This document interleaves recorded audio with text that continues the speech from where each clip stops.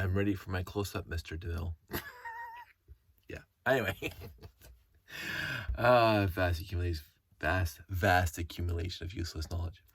Um, so we left off at part 1, and I was discussing how I have my little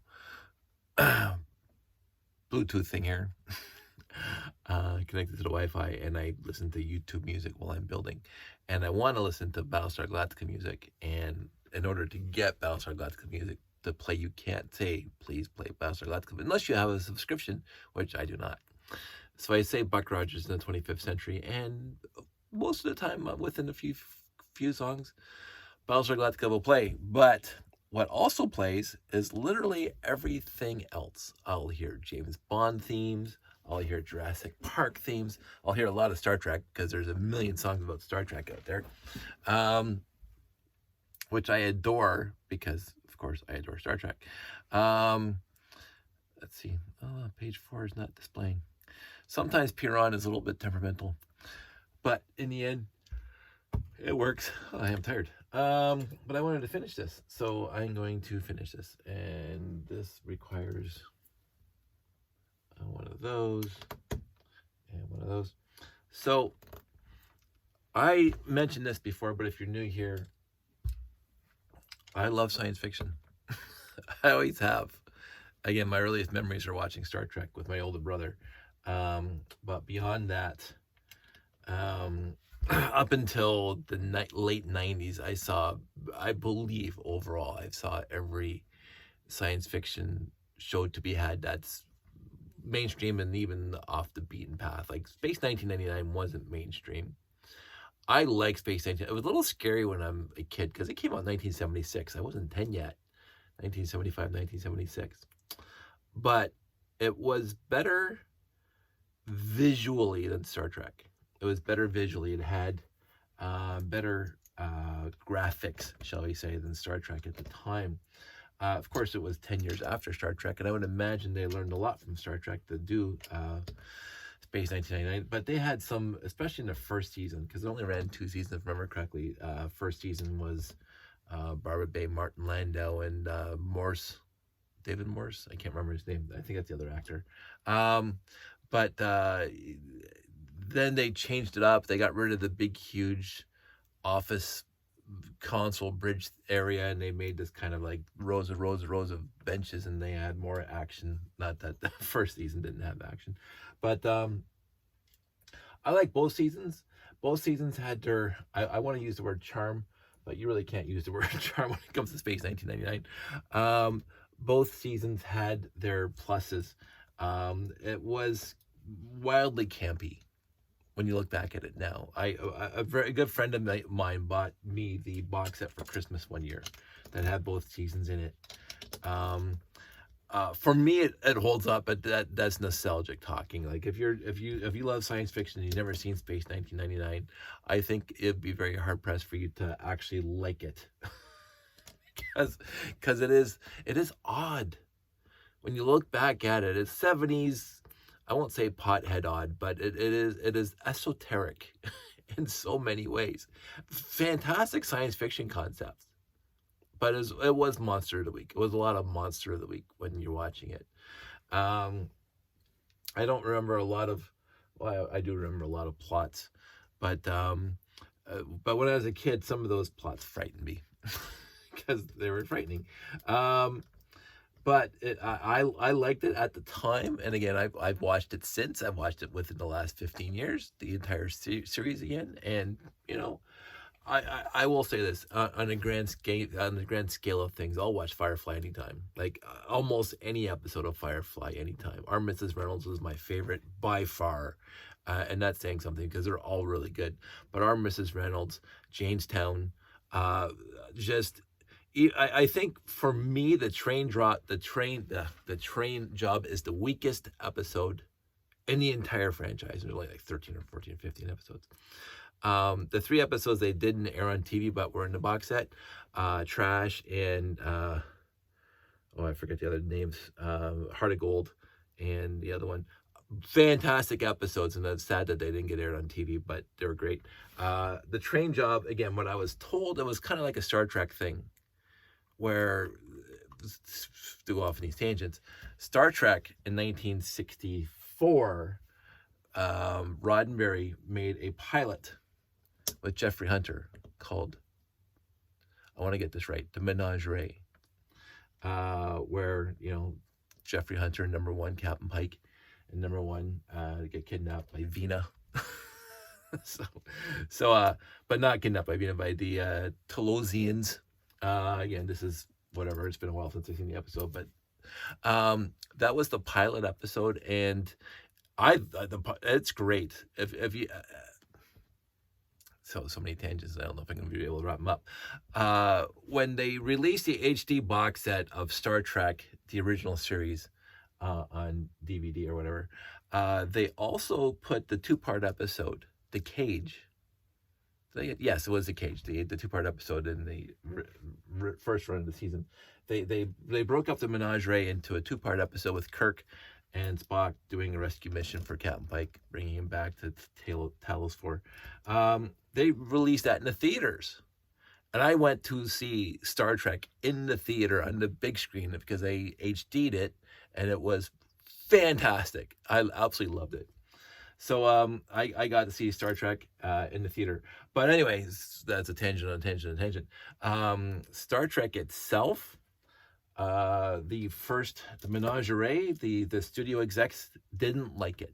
They said it's too cerebral, and you look this up, this is common knowledge. It was too complicated for the average viewer to watch. So they didn't want to not have Star Trek. So what they did is they asked for a second pilot, which again, in the echelons of television history, was virtually unheard of, where studio executives would put the money in for a second pilot. But Lucille Ball, and that's a whole other story, really wanted this show. So they said, we want a second pilot.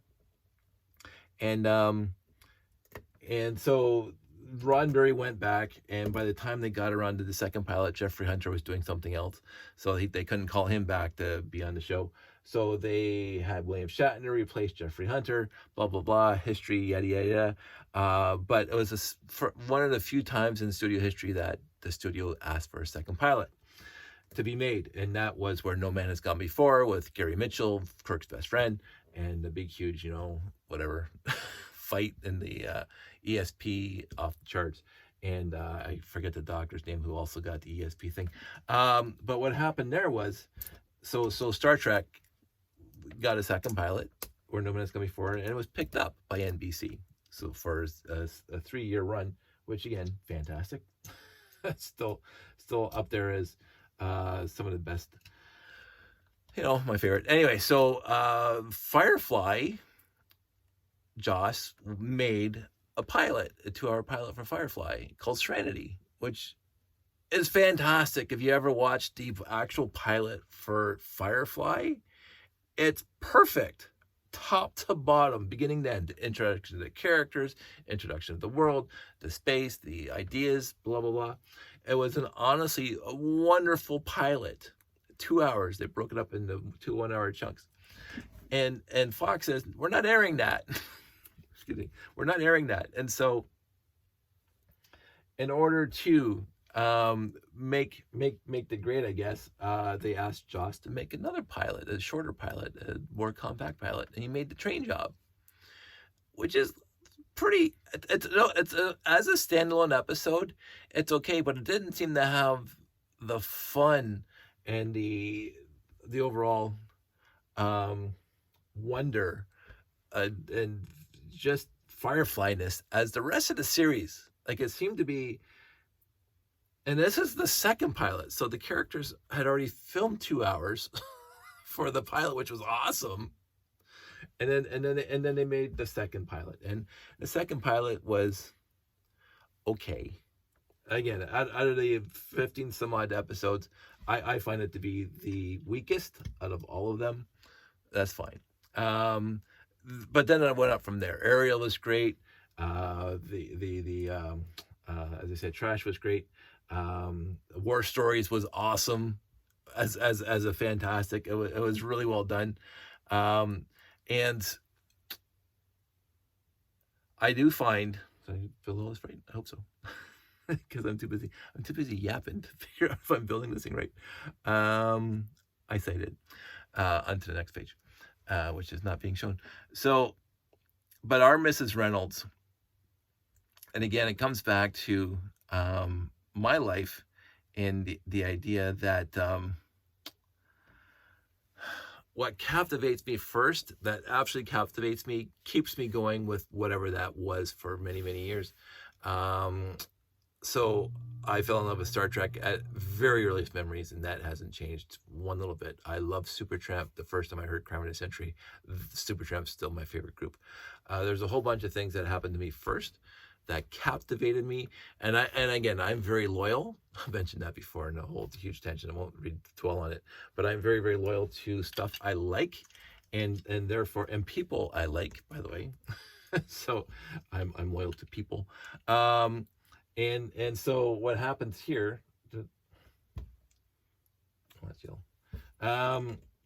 is the very first scene I remember seeing for Firefly. And I mentioned this before. I was flipping through the channels one day, and all of a sudden I see a spaceship going across the screen.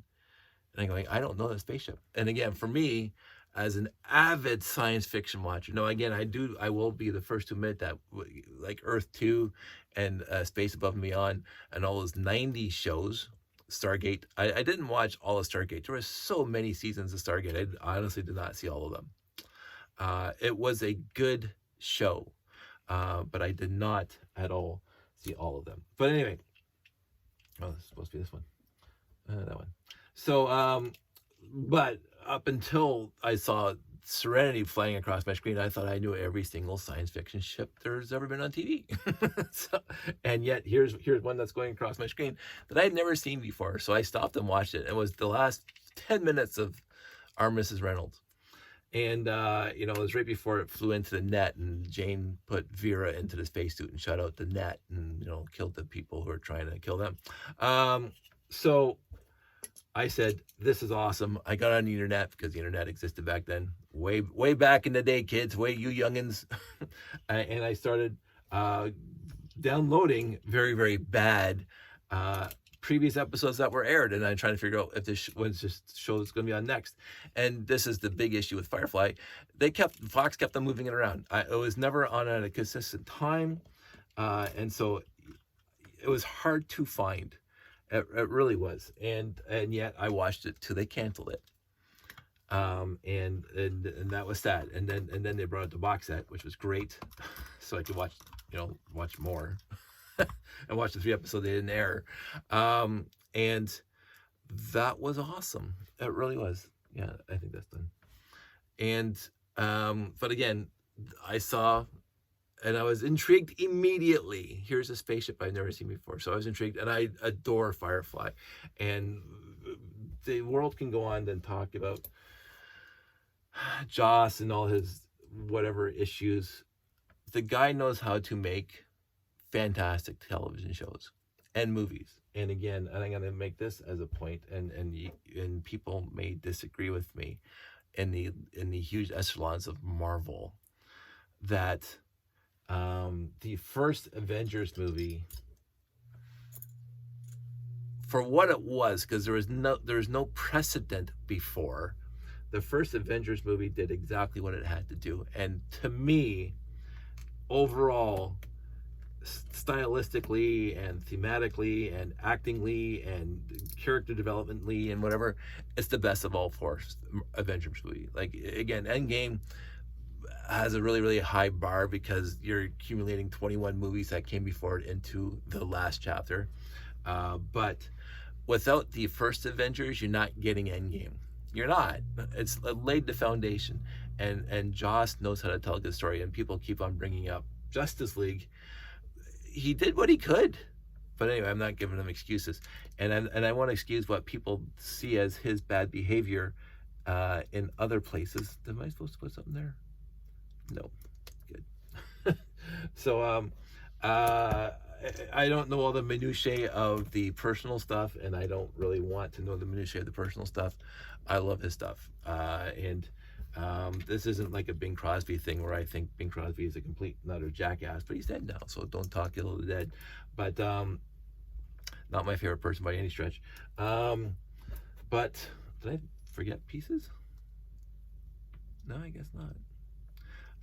This is fun. That goes there, and that goes on there, and that goes on. No, that's not how this works.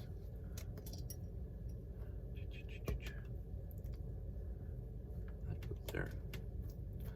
That goes on here. There we go. And that goes on here. What else was I talking about? So yeah, VSG, fantastic. Firefly, fantastic. Space 1999. If you're into esoteric 70s oddness for film and movies and TVs, like there's an eccentricity to it that is unrivaled.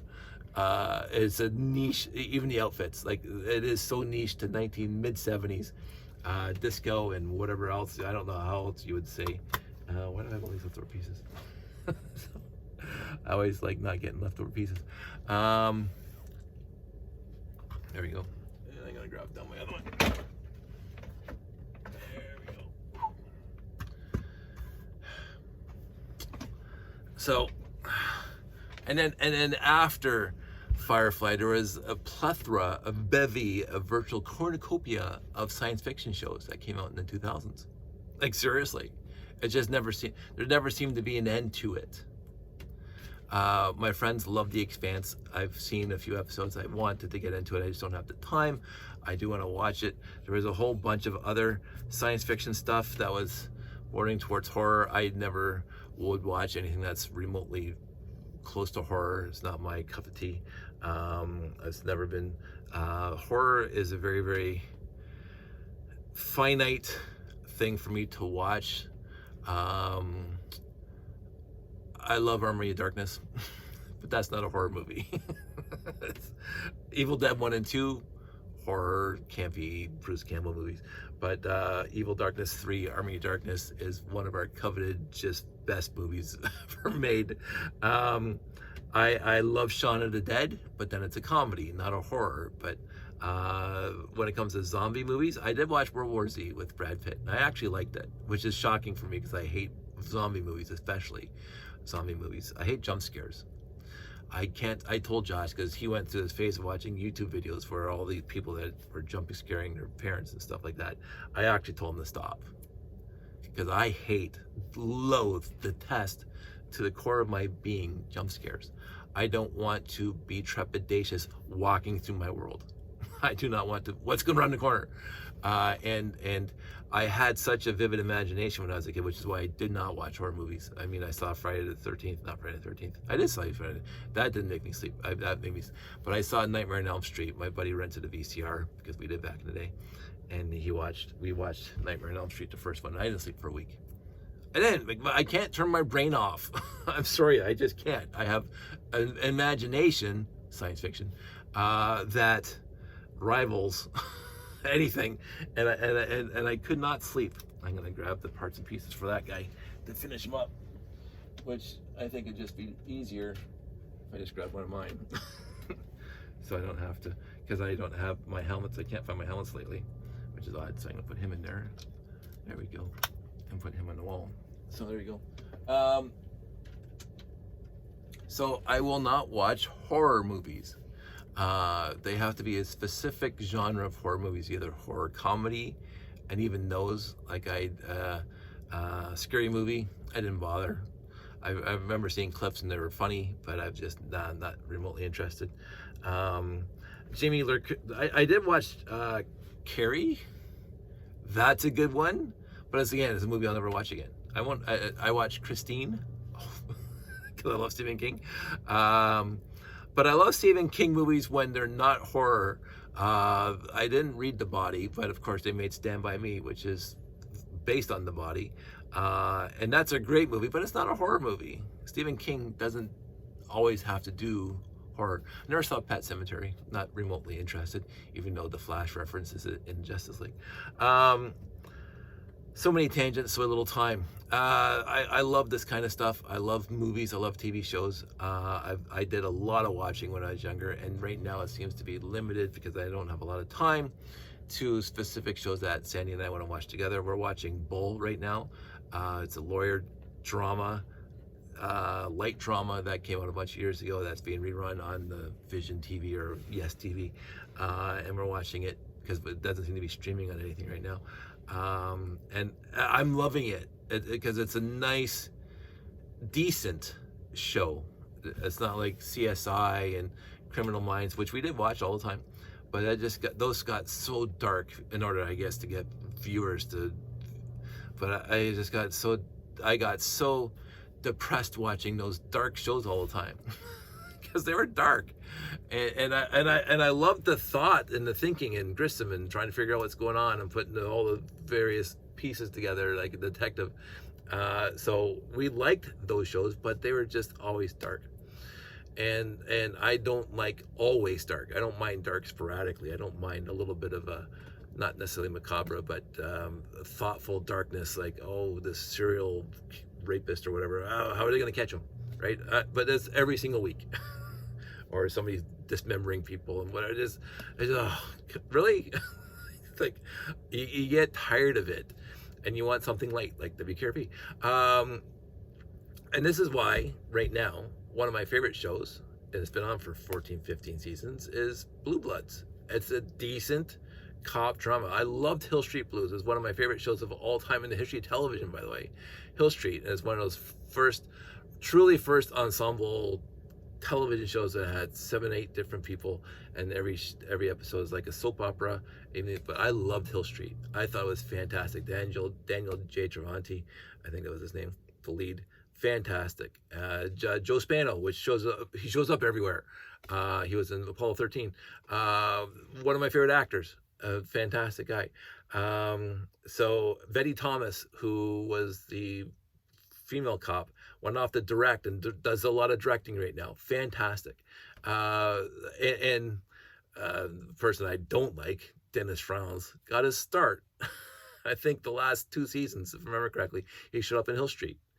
Bowser went off to do a whole bunch of stuff. He was in West Wing. He was in a whole bunch of things after Hill Street. Just fantastic show. But I've always loved cop dramas, even going back to Adam 12. I've loved cop dramas. Chips, which was a little bit different. I love cop shows. I love firefighter shows. We watched Emergency when we were a kid, and we watch Chicago Fire now. So that hasn't changed. The one thing, after watching 56 years of television, the stories become repetitive. I mean, this is that storyline. They're rehashing the storyline, and I noticed a lot of it is that they'll do an episode of SVU, which we do watch because it's not as dark as Criminal Minds, but sometimes they have really dark subjects. But we'll watch an episode of SVU, and then we'll watch an episode of Chicago PD, and we'll watch a couple months later, and we'll watch an episode of whatever, and it seems to be the same story in a different town. I guess there's not too many. There's a finite number of stories. To wrap this up, because I've finished building that, but I just want to finish this thing about TV. I will say, I don't like horror movies, but I've mentioned that. The one show, and because I just mentioned it, so it just twigged in my mind, the one show that I really, honestly, there was two incidents in my life that I really realized that I did suffer from a limited version of PTSD, post-traumatic stress syndrome or disorder, undiagnosed because I didn't see a doctor about it because I'm okay. But I mentioned when the neighbors were still living next door, I was driving home on the QEW coming home from work, and I get towards the Skyway Bridge, and I'm having a perfectly fine drive coming home, and I look at my rear view, and their car was right behind me, like right before the Skyway. And a million things all of a sudden just coursed through my mind. They're going to force me off the road. They're going to push me into the concrete barrier. Whatever. Your mind just goes boom in this kind of situation. And my hand started shaking on the steering wheel. and doing 110 down the highway right before the Skyway, and my hands started shaking, my heart's racing, my ears are pounding. I pulled over to the right hand lane, and the car drove past me, and it wasn't them, but it was their model of car. But I was like, just wow! I never in my entire life. Like I'm a strong, stoic, whatever, handle anything, guy, throw anything. Lots happen in people's lives. That one, oh wow, this has impacted me more than I thought. But now I'm cognizant of that, so we'll deal with it. I didn't seek therapy because I didn't want to waste other people's time. But if you're in that situation, and do not seek therapy because you're in that situation just because you think you're too big for it. I didn't think I was there yet, because the feeling went away after a few minutes. I got home, and then I had a cool drink of water and calmed down and whatever. But then your mind starts working it out. But I don't want people in the 21st century to say, I'm a man, I don't need to talk to a therapist about this because men don't do that. This is not 1950 anymore.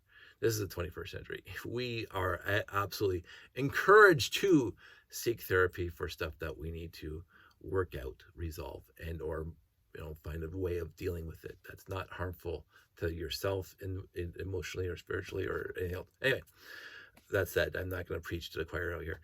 The other one was they were gone.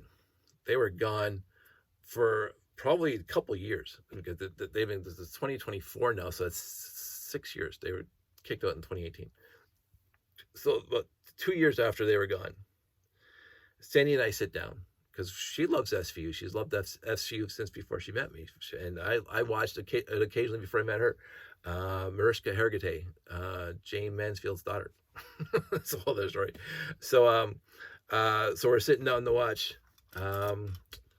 SVU, Law and Order SVU, and as we did, not religiously, but hey, we're not doing anything else tonight, and this is on. So we catch usually about at least half the series, because we got the PVR.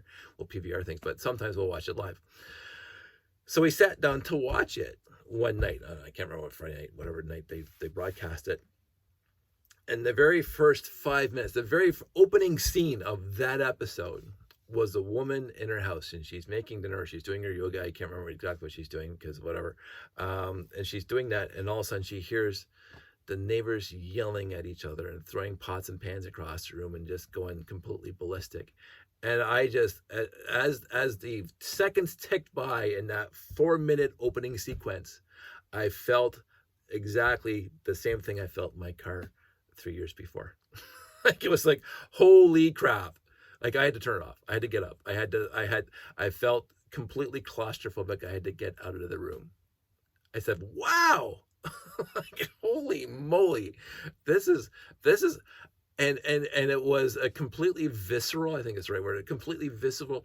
There was no cognitive in my head thinking I'm going to escalate this, but it was a completely non-thinking, emotional, deep down subconscious response to what we heard on the TV. Now, the episode continued, because I watched the rest of the episode to have some sort of fulfillment, to make sure that they went in a different direction. They had a child bride kind of situation at the end of the show, which was interesting. So it wasn't exactly like us, but that first 4 minutes was exactly what Sandy and I lived through for 8 years. And it's like, holy moly, that affected me. It's like, wow. And you don't know, if you put up with a situation like we found ourselves in for that long, you honestly, because it's repetitive, it builds over time, even though you think it's not affecting you. It's like all the little death by 1,000 pinpricks kind of thing. You think it's not affecting you, but it does affect you in the end. It is what it is now, and it's been 6 years, and I saw that episode again. It was on a repeat, and it had no reaction whatsoever, because I learned how to deal with it and package it up and write the book, which was a huge help, and move on and make yourself better emotionally, spiritually, and whatever, intellectually. But here we go. So to wrap this up after 30 minutes, this is therapy. Thank you for being my therapist. Thank you for listening. It's like, the end of Iron Man 3, or is it Iron Man 2? I think it was Iron Man 3. Yes, it was Iron Man 3 when he's talking to Ruffalo, when he's talking to Bruce Banner. To wrap this up in a bow. Thank you for listening. You probably all dozed off, just like Ruffalo did. There we go. Another Invader.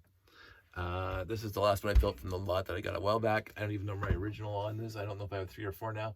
I don't know. It doesn't matter. But this is Reconstitution number 3, done and in the books. It's absolutely a lovely, lovely set. I always like this one. It was the smallest one until the next year, I think, when they released that little walker.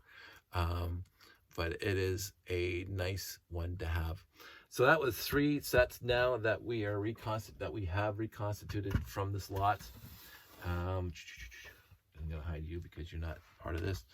My next one is either gonna be this guy, see it right there, or this guy. And I think by the looks of it, I mean, I found a lot of pieces for this guy. But again, the antennas are missing. As you can see, I'm missing red antennas, and I'm going to need 4 more. So it's going to be like, yeah, that's going to be a tough one. I'm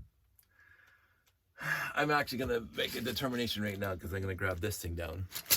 And I'm going to dump it out here, because this is that way, and that is this way. And I need the opposite. So there's a stud there, there's a stud there, and this is that's the same one. So that I can't use that one. This is the same one, can't use that one. And what's this one?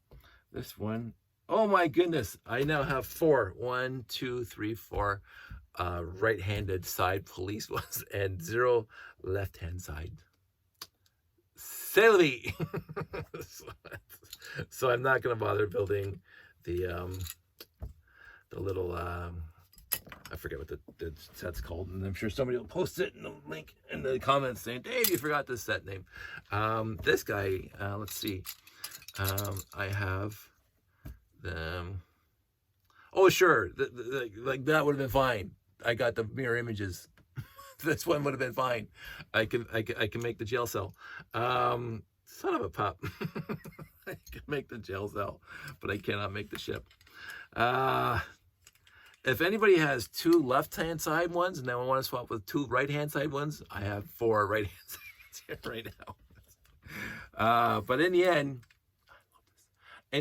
I'll just wait till I get my next lot, and I'll probably find more parts. C'est la vie. So I am not going to reconstitute that set, even though because again, I'm missing the antennas. I'm also missing the red panel, the red trans-red glass for the back of the little gel cell. I don't have any of those.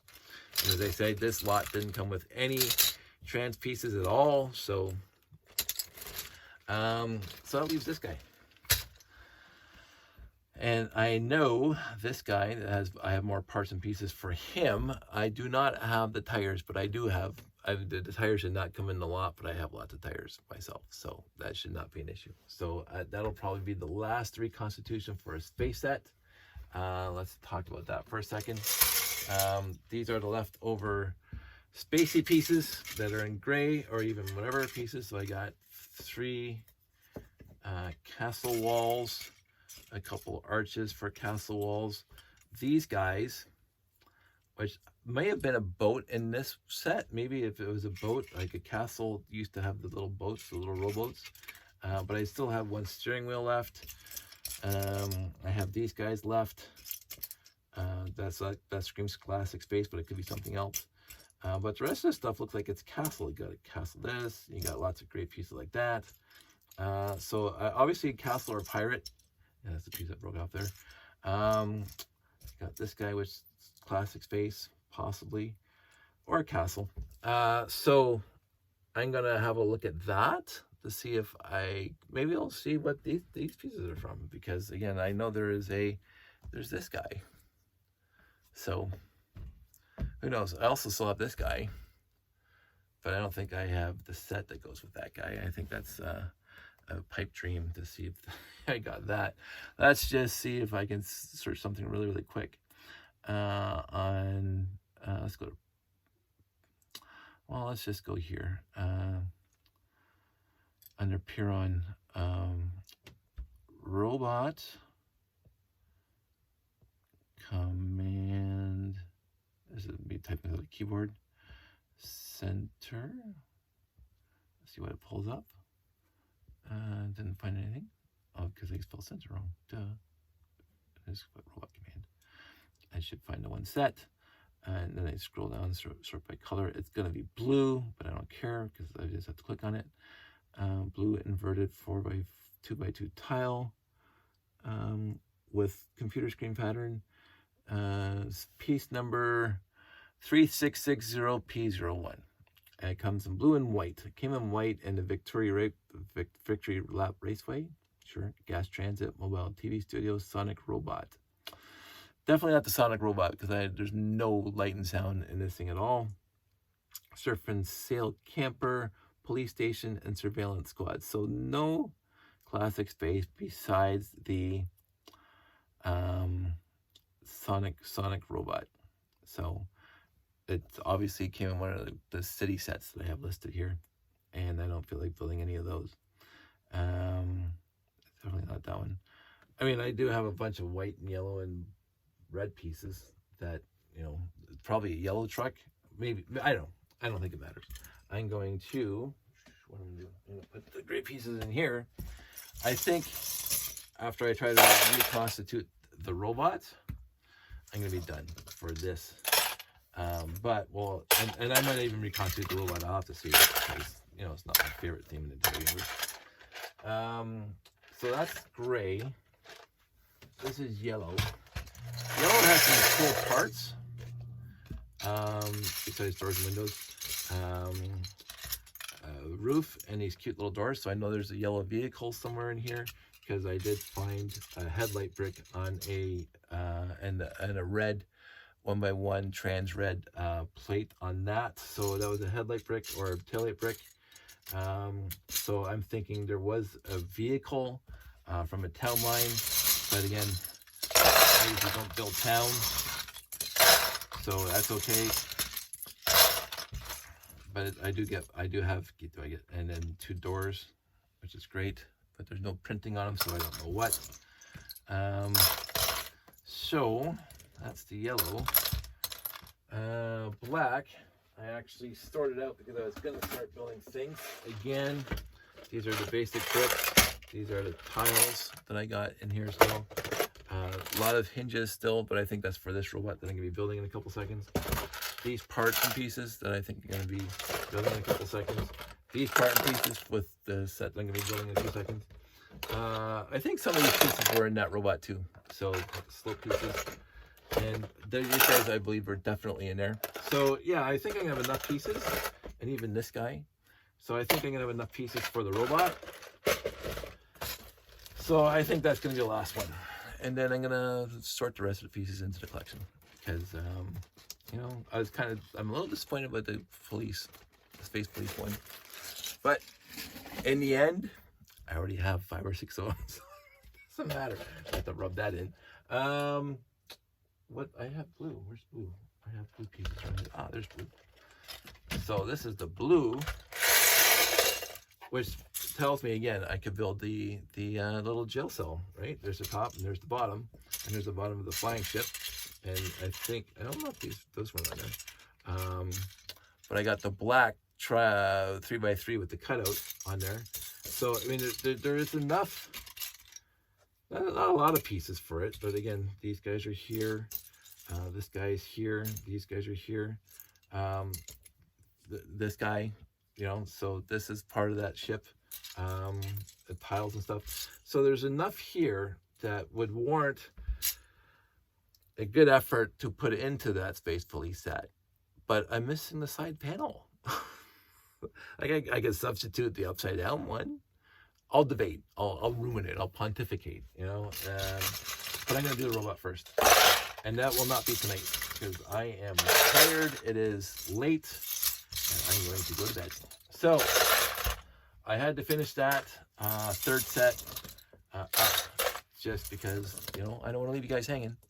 So, what I do for you people out there, what you do for me is much appreciated by me. Put that stuff away.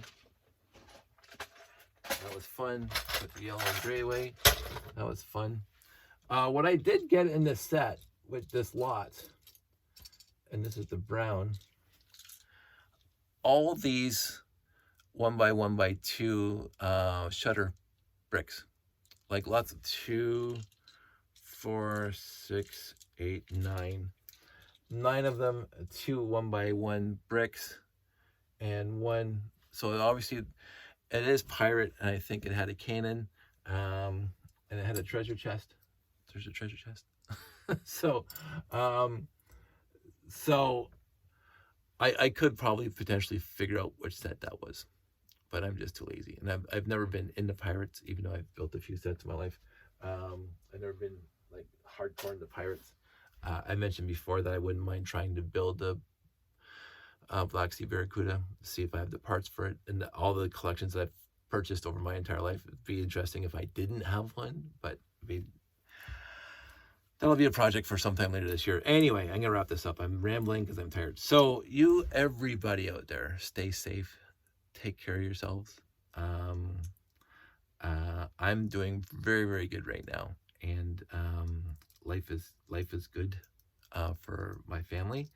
And Josh has almost done his first semester in grade 9. He's having fun with it, and life is good. So just always remember that. Life is as good as most people make it. So that's it. Live long and prosper. I'll talk to everybody soon. Take care.